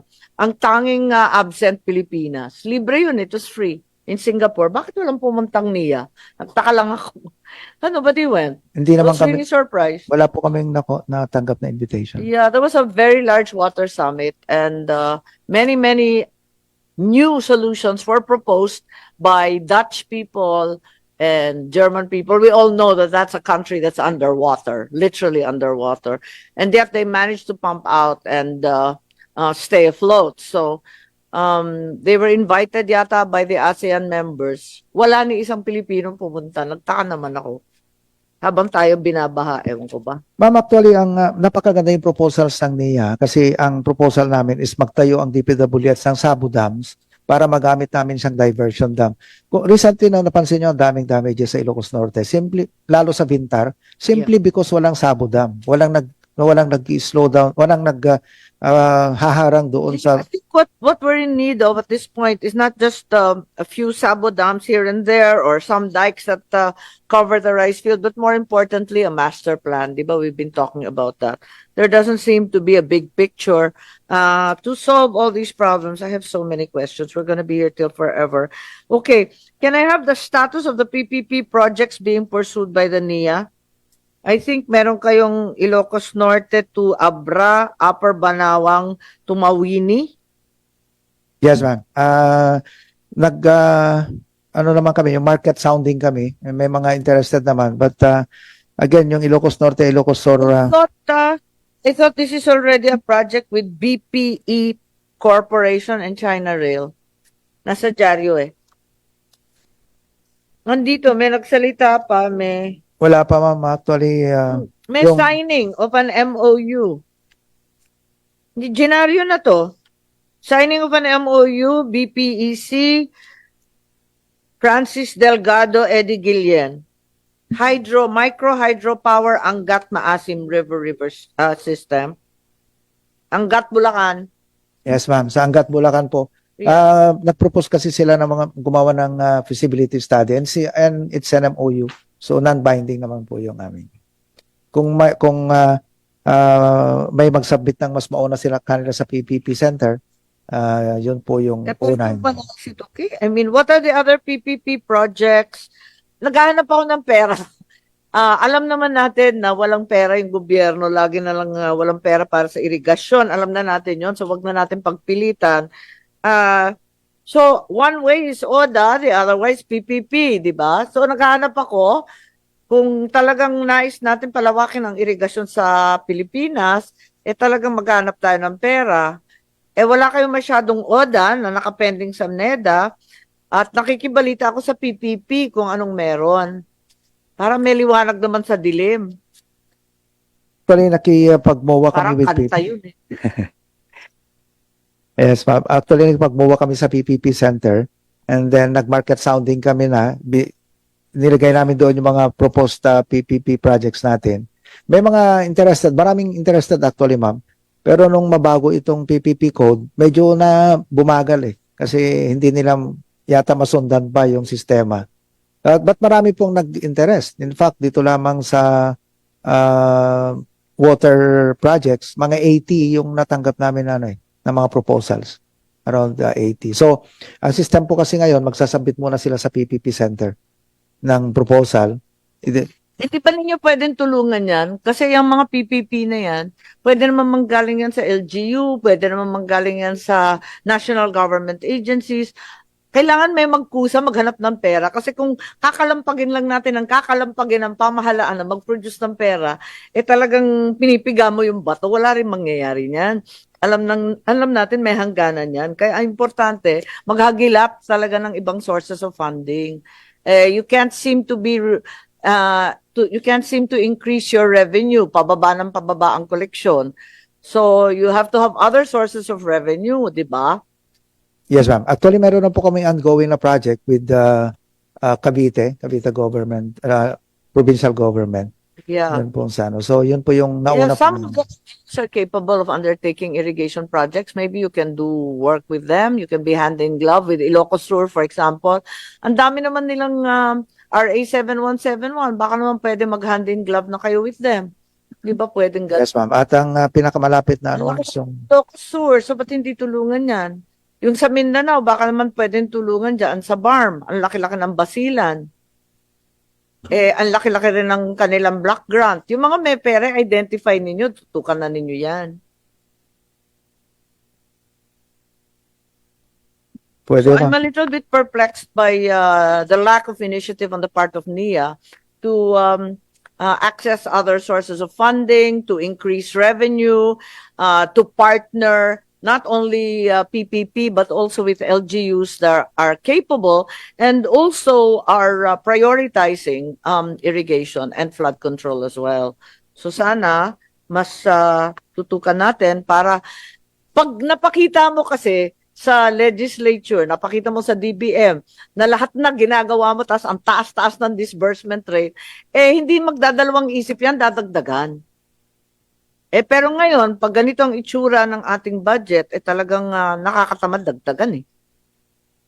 Well, actually, ma'am, yung mga lack of proposals din ng NIA na napansin ko, talagang mababa yung budget nila namin sa feasibility study. Kasi doon naman nagsisimula yung ano eh. Yes, but there don't seem to be very many proposals emanating from your office. Yun ang gusto natin, na magsumigasig. Okay, anyway, I have so many other questions here. I have a very large question about this BBM contract farming. BBM rice at 29 pesos. Lahat na lang ng tao nagta 20 pesos rice. Pwede bang lubayan na yung ganyan? It's a real worry for NIA because I think it's illegal. I've actually gone back to Presidential Decree 552, a presidential issuance of my father and one which I am very familiar with, amending and creating the NIA. Wala rito yung magko-contract farming kayo. So, dinagdagan pa ninyo ng 31% to, when in fact, this is probably not encompassed by your mandate. Sa opinion ka lang, hindi naman ito part ng mandate ninyo, may farm input, fertilizer, you're overlapping with the National Rice Program, with the rice tarification funding, you're overlapping with so many other things. What is the clear distinction between NIA's program and every other effort to both bring down the price of rice and probably make sip-sip? No, I'm just joking. Okay. Actually, ma'am, if we look at yung Presidential Decree PD 552, sabi naman, dito kasi namin tinignan is to establish, create such services and facilities and other means of social and economic assistance to the community which might be adversely and directly affected by the construction of NIA projects, and to do all such other things. Referring, please Yeah, indicate the presidential- provision. What's the number of the section? Section, ano to? PD Section 2 552, indicates the powers and functions. Where are you referring to? Section 2F. 1F, ma'am. Section 1F. F. 1F, yes, ma'am. Yes, services and facilities, social and economic assistance. But contract growing is neither a service nor assistance. It's a whole undertaking that is separate from irrigation. So, nagtataka ako, hindi lang pinasukan ninyo, dinagdagan pa. Actually, ma'am, nandyan kasi, Kasi nandito, you're not allowed to provide farm inputs and fertilizers. I'm puzzled by this. This is already being done by the DA under the National Rice Program as well as the Rice Tarification Fund. What is the distinction between you and them? actually, ma'am, may mga, marami po kasi. Ito ng DBM. Ako hindi ko papalusot to. It's in the, GAA, yung GAA of 2024 kasi natin. Dito under budgetary support to operations, contract farming, with a fund allocation of 3.4 billion. So Yes, it's in the but I'm GAA. still questioning its legitimacy under NIA. This is not part of your mandate. As I understand it, only services related to water and irrigation. DBM, ba't nalusot to? Madam Chair, kasi in the 2024, it was included. And then, for 2024, 24 GAA po. it Nasa- was. Yes, Madam Chair. Yes. Nasa 2024 GAA po. I won't hold you to it, but hindi mandate to at saka clear duplication of many other agencies? Your personal opinion, I won't, di kita bibitayin o ipapako o... Yes, Madam Chair. Di ba kaduda-duda yung contract farming, ba't narito? Kasali ba rito yung post-harvest for drying and milling? Kasi nagbebenta na kayo ng 29 pesos di ba? Yes, ma'am. Ba't ninyo pinasukan yung drying and milling? Hindi ba counterintuitive to sa tubig? Ba't naging drying? Hindi, nagtataka lang ako, ba't nakalusot ito ng 2024 pero parang hindi to karapat-dapat sa totoo lang. Well, actually, ma'am, is ang pinaka mabilis kasi natin solution para talaga ma-increase natin yung production natin is to change yung cropping calendar. Understood, but you're not DA. Focus on irrigation. You're only crawling at the glacial pace of 1% increase a year. Papasukan pa natin ang trabaho ng iba. Pwede ba tutukan na lang muna natin ang trabaho ng NIA? Pasok na tayo sa post-harvest, pagbibigay ng fertilizer subsidies at pagbebenta ng retail, 29 pesos. In any case, are we breaking even or are we losing money at 29 pesos? It's just a yes or no? Yeah, we break even kami, ma'am. And in Break fact, even. meron pang kita para sa aming mga Okay, IT. yet another national agency undertaking this. How is it different from buy high, sell low strategy of NFA? I am not familiar with NFA, ma'am, but I Hindi, can pero explain. how much are you buying at? 20 pesos per kilogram of You're buying palay. from? Fresh from the farmers, ma'am. And then you're selling at 29, is that correct? Then papagiling namin, ma'am, yung iba pinabenta namin sa Rice for All. Kikilig sa inyo din? Actually, ma'am, Nalilito ako kasi lihis na to sa mandato ninyo. yung ano na Layo to, nito. yung mga IAs na po ang nagpapagiling dito. Mababait kayo sa DBM, pinapalus ninyo itong ganito, hindi dapat Kasi nagdodoble-doble, may NFA na tayo. Sila talaga ang may primary mandate dyan. Meron pa tayong DA. Yung sa DA, dala-dalawa yung rice program natin. May RTL Fund, di ba? Pagkatapos meron pa National Rice Program. Tapos hinayaan pa yung NIA na pumasok din dyan. So, are you interacting with DAR, for example, with contract farming? I'm trying to justify this. I'm having a headache. Yes, ma'am. Actually, this is a multi-agency initiative po. In fact, meron po kaming convergence meeting with With project DAR or Zoom? DA, ma'am. The DA. No, I'm with talking about DAR now kasi I don't see the intersection with DA. This is the sole purview of DA. Ba't din yung pinapasukan? I know you were a member of DA before, pero parang dinodoble, triple, quadruple pa ng papel ng NFA, ng papel ng rice tarification funding, ng papel ng National Rice Program, at ngayon, hinahanap ko rin itong DAR. Kasi I'm trying to justify it as part of the land consolidation program of DAR. Pero wala naman akong nakikitang DAR o consolidation dito. Meron kaming doon, ma'am, dun sa CARP IC namin. I think 2024, meron kami 1.2 billion na fund for that. Yung na-press release tungkol sa... Part of it, ma'am. Part ng... Hindi, yung sa Davao. CARP ba yun? Pang alam ko, hindi siya CARP. May mga part po kasi na CARP, ma'am. But, May mga, pero yung iba hindi. Hindi po yun. Ayun ang problema. Paano natin justify ito? Hindi ba clear duplication and you're actually encroaching on the mandate of others? Ang problema, ma'am, actually itong contract farming namin, we implemented it as a third cropping, siya, ma'am, pangatlo. Ang So, DA kasi, yes, ma'am. At saka ang aming tinarget dito, yung marami po kasing hindi member ng RSBSA sa aming farmers, more than 50%. So, hindi naman sa duplication with DA dahil yung aming mga beneficiaries naman ay karamihan po doon ay yung mga non-RSBSA members po. Marami po, ma'am. RSBSA. Yes, kasi ang binibigyan Parang lamang... yata gumagawa kayo ng sariling DA. Di, ma'am. Ang sinaservisyo lang kasi ng DA Just ay be yung... warned, I'm unable to justify this contract farming. It's entirely repetitive of what already exists in DA under several programs, at least 3 right now, as well as the rural development efforts under DAR. Ikalima ka na. Again, ma'am, pasigit lamang po ito kasi pinapakita namin sa mga farmers na dapat magtanim sila ng 2 cropping sa dry season. So, Pasingit. So what you're doing is third cropping po ito. To increase the cropping intensity. So when exactly are you doing this? Ma'am, March to July, mga ganun po yan, ma'am. Kasi, we're trying to change yung cropping calendar. Gagawin sana namin October to February. Kasi ngayon, ma'am, mali. Nasa December po tayo. Yun, ang importante talaga, magpatayo tayo ng patubig. Ma'am, actually, if we can only increase our cropping intensity, magkakaroon po tayo ng rice sufficiency kahit na hindi tayo magdagdag ng... Until you become the DA secretary, I suggest you stay within the ambit of irrigation. Yes, ma'am, yung irrigation, i-change lang namin yung irrigated facilities ng cropping. Kasi sumasabay po ang NIA sa, sa tag-ulan, which is not proper. So go back to the profit and loss statement. This is a budget hearing. I have 100 million questions to go through.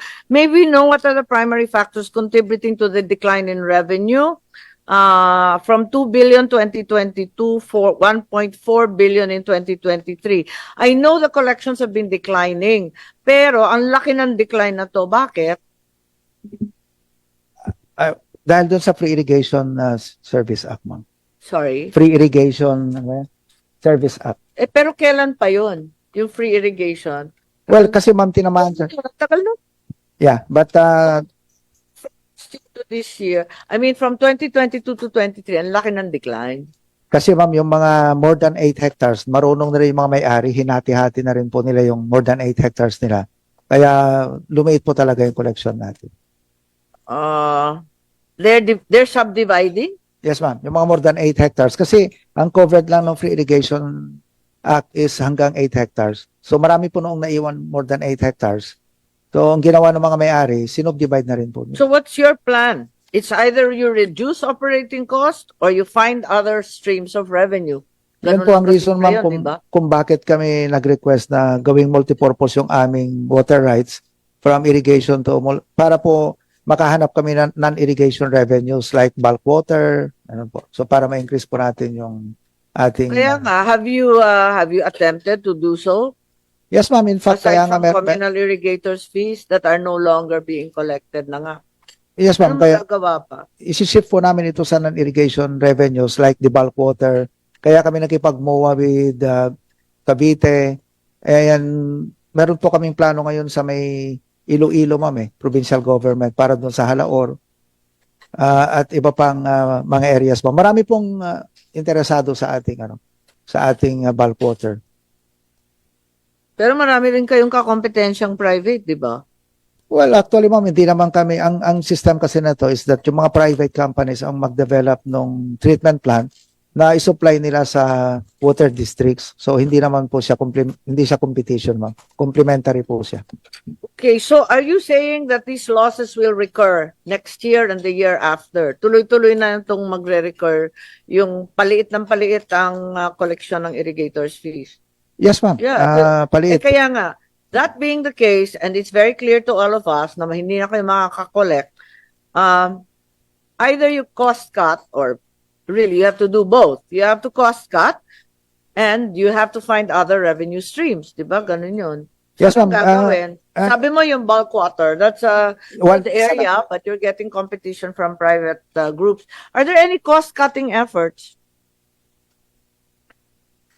Well, actually, ma'am, ang iba pang nakita namin is yung aming marami din po nag-interest dito sa ating mga dams yung, na maglagay ng solar panels. So lease lang ating mga properties, maglalagay sila ng solar panels on top of our dams and the irrigation canals. Marami pong interested. So we're hoping na ma-increase po yung ating revenues.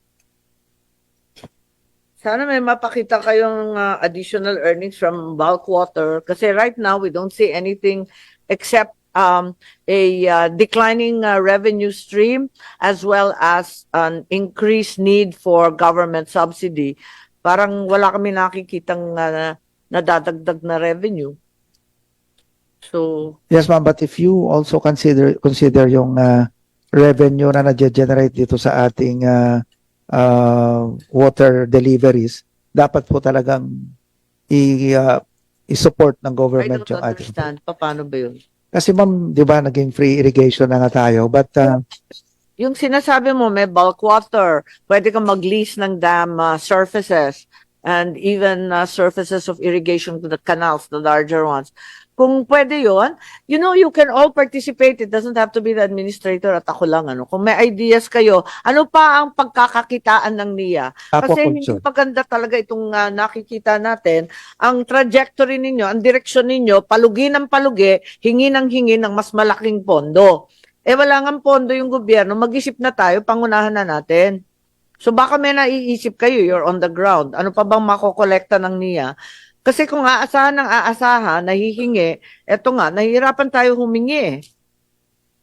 Well, actually, ma'am, meron kaming I think it's the duty of every regional director na mag-isip kung paano mag-generate ng revenue at the same time kung paano magbabawas ng costing. Kasi ang laki-laki na ng gap ninyo ng revenue at saka operating expenses. Ano pang gagawin diyan? Lumalala every year, nagwo-wars. But yung contribution ng ating irrigation facilities, ma'am, malaki naman talaga. So, ginawa lang kasing libre. Kung hindi, yun po yung primary mandate natin. Kung hindi lang sana libre yan, I'm sure mag-generate naman tayo ng fund. So, dahil doon sa batas na yon, mapipilitan talaga ang gobyerno na i-subsidize. Yes, right. So, we have to work with that. So, we are all aware this is a financial challenge, but having said that, we just have to respond to these changes. Anong gagawin natin? Yung isang tinitingnan din namin, ma'am, is yung meron din mga proposal sa atin sa aquaculture development, like in Pandabangan, about to be implemented na po yun. So, sa aquaculture, tourism. Yeah. We should do it. Yes. I mean, the problem is it's not registering in your budget. So, ang nakikita natin ay widening deficit year on year and failure to collect. So, it's not very good looking and there doesn't seem to be much of a future. Yes, ma'am. Medyo That's, talaga yun ang uh, challenge namin because of the Pero application. at the same time, you're also very hesitant about applying for foreign loans. Eh, wala tayong choice eh. Yan na talaga ang utos ng Yeah, actually ma'am, kung hindi lang sana, nakita ko nung trend nila eh, kung hindi lang sana drastically nabawasan yung feasibility study fund nila, marami silang maipopropose na project. Sino ba ang nabawasan ng FS? Ito ma'am, dati meron silang, Sinong sila? I mean, NIA ma'am, dati nasa 1 billion yung kanilang ano eh, pero ngayon nasa 200 million na lang yung FS nila. Wala talaga sila wala talaga kami maipopropose na new projects with Bakit that wala kind. pang FS? Bakit nabawasan? Eh, pinapatanggal lagi sa amin yung pang FS pag budget hearing. Yun ang problema namin. Nagpo-propose po kami. Hindi, baka sa mababang kapulungan. Sa amin, hindi. Dito ma'am, actually. Kailangan mag-propose kayo. Asan yung may proposal ba kayo ng mga FS, mga priority? Takot na silang mag-propose. Asan na? Wala naman dito. Wala po dito sa amin. Wala rin sa binigay ninyo sa DBCC. Wala naman sa DBCC eh. Yung original proposal ninyo, wala yung FS. Yung pinopose ninyo sa DBM, yung original, Yes, ma'am. sa DBCC, meron bang mga FS doon? Parang wala. Actually, dito ngayon sa proposal namin, ma'am, dinagdagan na namin ngayon. So, Hindi. meron na kami almost a billion. Tinitignan ko rin kasi yung pinopose niyo sa DBM, kasi yun ang inaangal natin na nabawasan. Ang problema, yung pinopose niyo sa DBM na 217 billion, wala naman masyadong tungkol sa FS doon. Pinopropose ninyo puro pera para sa dam, pero wala naman pang FS. kasi nga- FS ang importante eh. Binago natin yung pangalan, no? Ito yung ang proposal po natin, ang pinigay lang po. Andyan? Actually, ma'am, ang proposal namin is 1.5 billion. Ang ibinigay ng DBM is 227. I see. Okay, so it's in fact there. Yes, ma'am. 1.5B dapat yung Yes, ma'am. FS. Ayun. But only 200 was given? Yes, ma'am. Okay. All right. So, yeah. Siguro more than the contract farming, what's very clear in your mandate is how are you engaging with local governments? I don't see any MOAs with LGUs except for the Cavite bulk water. Parang Actually, ma'am, how are you engaging with LGUs, farmer associations, co-ops, other stakeholders? Okay, ma'am. That's good. Actually, ma'am, itong aming mga irrigators associations ay binubuo namin as cooperatives per town. So ito po yung engagement namin with local government units dahil So, yung are you saying the communal irrigators associations have now become co-ops? How many have become co-ops? ilan na? 100 So you converted the irrigators associations into cooperatives per How town. many? 100 plus na ilan na yung co-ops natin? Mark, Sorry. 226 na po, ma'am. And marami pa po kaming nakapila. May I have a list of those? Are they CDA co-ops? Yeah. Are they registered? Yes, Baka ma'am. CDA yan. Kasi iba-iba naman yung DA, iba rin yung CDA. Ang gulo nila eh. Okay. So, ang target po kasi niyan, ma'am, is that we're trying to make them a service provider. Ito po yung project natin sa Ilocos Norte noon. Right. And para ho magkaroon ng economies of scale yung production nila at mabigyan sila ng mga farm machineries and Right. rice processing system. That's right. But we have to focus again on irrigation and let's not embark on DA territory. Yeah. Okay. Yeah, but you should help them in the area of providing water, not contract farming. I'm sorry, but that doesn't work. All right, thanks. I think we will await your submission of the requested information. And I have to hold off until COA provide something because I can't, hindi ko alam kung paano gagawin yung report kapag wala pa kayo. Is there anything you'd like to add? Are there any other ideas for additional sources of revenue and or cost cutting? Ma'am, ang focus ng NIA ngayon is actually dahil nga nakikita namin nahirapan tayo sa pag-add ng abruptly ng ating irrigation facilities. So, itatry po namin i-increase yung cropping intensity natin. Ipapalitan namin yung cropping calendar ng NIA. Gagawin namin 2 cropping tayo per dry season. Para po, in that case, ma-increase din natin yung But yield you're natin. talking about the irrigated area. Yes, the irrigated area. Kaya nga. Opo, ma'am. Oo. But, But- shouldn't you just intersect with DA? They have any number of programs involving planting calendars as well as the rice crops. That's what we are doing actually, ma'am. No, but you shouldn't be doing is my problem is you shouldn't be doing it. You should turn it over to DA. Otherwise, we're just repeating each other's work. What we're doing, ma'am, is meron po kaming convergence project with DA. Actually, weekly po ang meeting namin nila sa May I Quezon. see the MOA? Hindi pa, but There weekly po doesn't ang- seem to be a MOA. You should seem to have undertaken it on your own. Asan yung MOA? Para magkaliwanagan. Kasi nahihirapan kami ng DBM. Hindi kayo dadagdagan pagkat pinapasukan ninyo yung trabaho ng iba. Actually, ma'am, yung MOA wala pa, pero weekly po kami nagme-meeting ng DA. Ang mismo, Yung MOA wala pa, pero yung 3+ billion, nandyan na sa budget. Di pwede yun, ha? Kasi wala sa mandato ninyo yung contract growing, eh.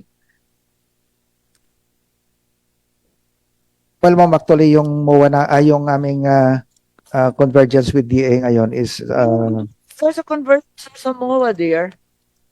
sige, ma'am, Yeah. para maging formal. 2024, 3.4 billion. Your proposal is 4.5 billion. You've increased it by 32.4% on a project that I'm not certain belongs to you. Baka malipat pa yung entire amount sa DA niyan. Kasi patong-patong na yan eh. Pare-pareho na. Chair, if I may, kasi I think that's why they call it a convergence project or program, because the objective is to reduce the price of rice. Now, We're all passionately trying to do the same thing. Ang sinasabi ko lang, lihis na sa mandato nila. Hindi na, walang legal basis, number one. So problematic tayo sa legal basis. Madam Chair, pwede po kasi nilang gawin with all the other agencies na may mandato. Correct. Gawin You know po siyang what? programs convergence budget. Eddie, the solution is simple. You have to embark on a partnership with the others. Otherwise, lilipatin to sa iba. Hindi to pwede eh. That's why I'm saying, ma'am, kaya meron po kaming, Wala sa mandate ninyo, pinapasukan ninyo yung trabaho ng iba, ililipat ko to sa DA. Yun eh. Yan ang problema dyan. Unless, dapat magkaroon kayo ng pagkakaisa dyan. Sabi mo convergence, wala naman MOA. Kung sana may DAR, may DA. Ayun, BSWM, pwede na, Public Works Flood Control. Wala naman eh. Mag-isa lang kayo, just embark on it solo eh. You can't eh. sige, ma'am. don't know. Ipopropose pa namin yung MOA. It's I think a third cropping is a heroic effort, but you can't undertake it on your own. I'm going to have trouble. I have no legal basis. Ma'am, that's what, yung moving forward, ito na po yung ginagawa natin ngayon. Kaya wala pa kasing MOA, ma'am, it's still a work in progress eh. Nagmi-meet kami. It's not a work in progress. You've given money to it twice, 2024 and now 2025. Hindi na siya work in progress. Totoong project na siya. May pera na eh. Billion-billion pa. Sige, ma'am. At paggawa na kami ng MOA. Maraming abogado sa Senado, itatanong yan. Wala talaga sa mandato ninyo. Binalibaliktad ko na yung PD. Kaninang umaga nanggugulo pa rin ako at pilit kong ine-effort yan. Okay naman yan. I'm not saying there's something wrong with it. All I'm saying is that you can't put it as contract growing. It becomes an illegitimate insertion outside of your mandate. I think it's important that you undertake it as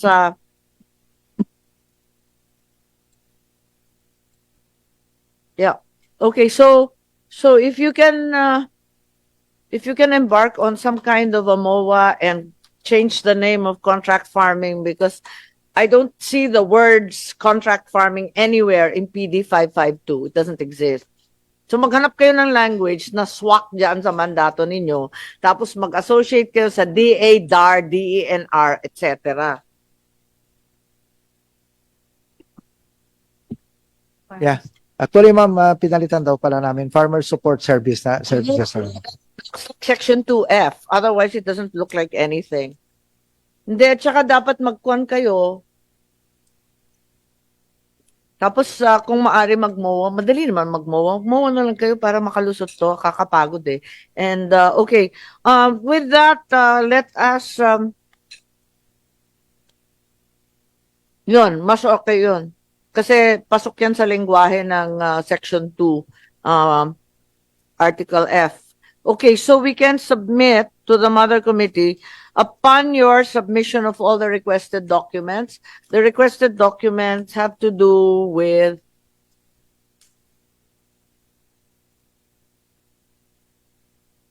well, the requested documents are firstly, I need something before October 18, 23 before I can submit anything with regard to NIA. So one is the COA, ikalawa. Yeah, the status of all your ongoing large projects, yung 5 lang naman yan. Tapos yung ikatlo, kung ano yung FAPs ninyo, if any, and whether submitted to NEDA for ODA support or whatever. Ika-4, PPP. Ha? Yeah, I already said that. Yung ika-4, yung PPP. And then ika-5, yun nga, dun sa iba't ibang project ninyo, kung may mga MOA ba kayo for others, for DA, DENR, DAR, and then last but not least, any proposals going forward to either cost cut or generate new revenue. I think the administrator suggested 3 things already. Leaseholds to those solar panels, bulk water, and additional possibilities for raising revenue. Pwede. And sixth pala, yung 226, tama ba yun? Yung co-ops? Yung listahan ng Irrigators Association na na-convert na sa co-op?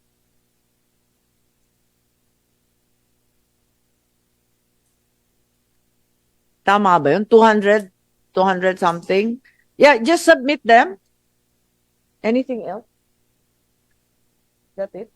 Yeah. What you have converted to co-ops. I'm also the chairman of co-ops, so maybe your co-ops can be assisted as well. Ano pa? I think that's it. That's all I need. And if you can submit it as early as possible. Yung sa COA, kahit hindi kompletong-kompleto, yung medyo, ewan ko, basta may tatakowa. All right. Thank you very much. Okay, that will be all. Thank you. Thank you very much. Yeah.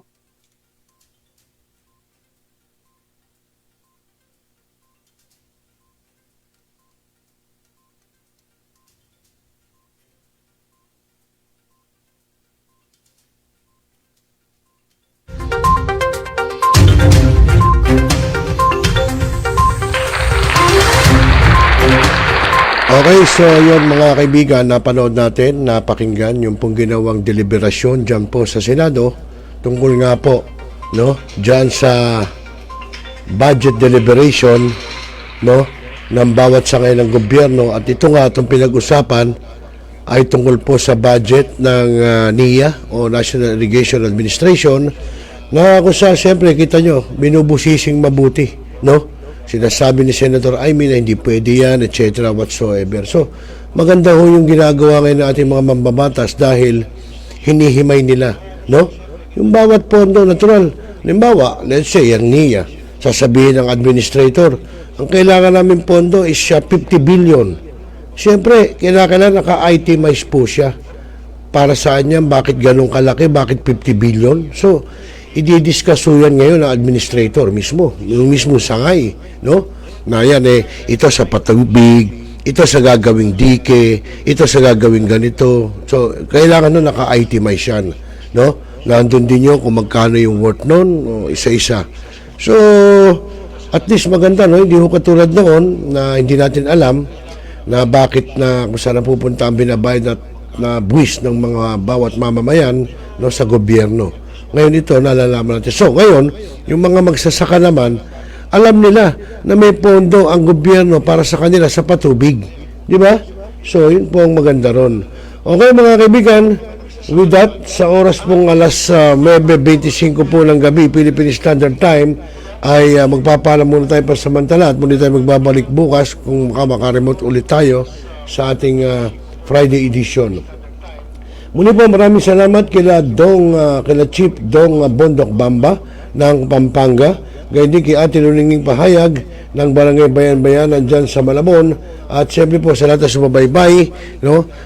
Aking kabatchmate si Doris de Guzman at iba pang sumabaybay sa ating programa ngayong gabi. Muli, ako po nyo naging kasama, naging kakosa, Rosel Lopez. Magandang gabi Pilipinas at papayapang magdamag. Magandang gabi po. Responsable ka ng gun owner? At mahaba ba ang iyong pasensya? At hindi ba initin ang iyong ulo? Alam mo rin ba ang batas hinggil sa pag-iingat ng baril o firearms? Kung hindi, A responsible gun owner. Are you a responsible gun owner? Are you a responsible gun owner? Are you a responsible gun owner? Are you a responsible gun owner? Are you a responsible gun owner? The PNP Civil Security Group would like to advise all firearms holders to renew their license to own and possess firearms and firearms registration within 6 months before its expiry date.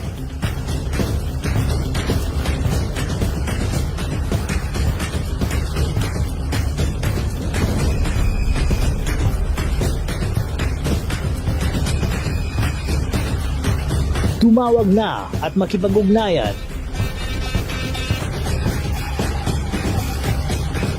Be a responsible gun owner. One Gun Pilipinas ang sagot mga katropa at kaganos. Tayo ituturo sa inyo ng One Gun Pilipinas o OGP ang lahat ng legal na paraan at proseso upang ikaw ay maging isang responsableng gun owners.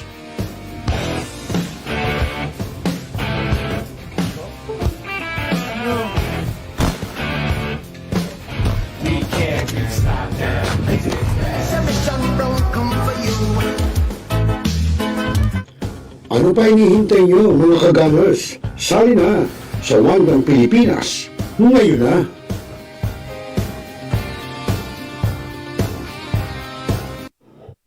Now,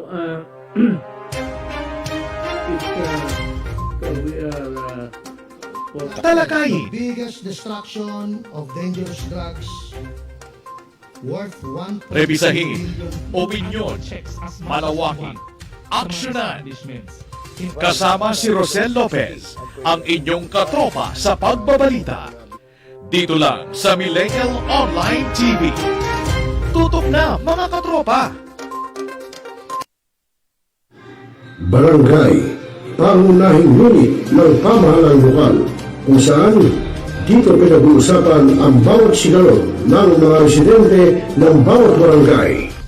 Dito rin pinag-uusapan ng mga piling halal na opisyal na barangay ang mga proyekto para sa kanilang barangay.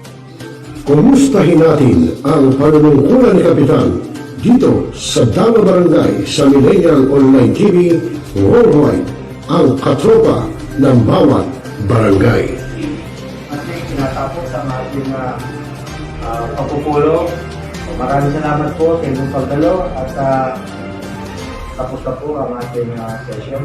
Enjoy na po tayo. Hanap mo ba ay Unwind Ventures? Tara nang mamangha sa mga tanawin.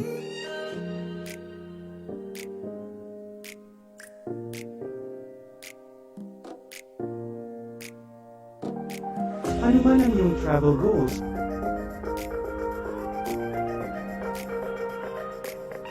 Dadalhin namin kayo.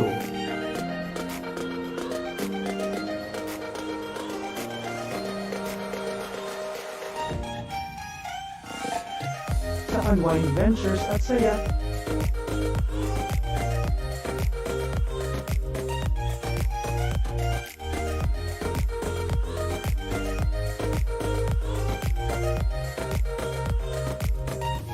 Dito lang sa Wow Biyahe.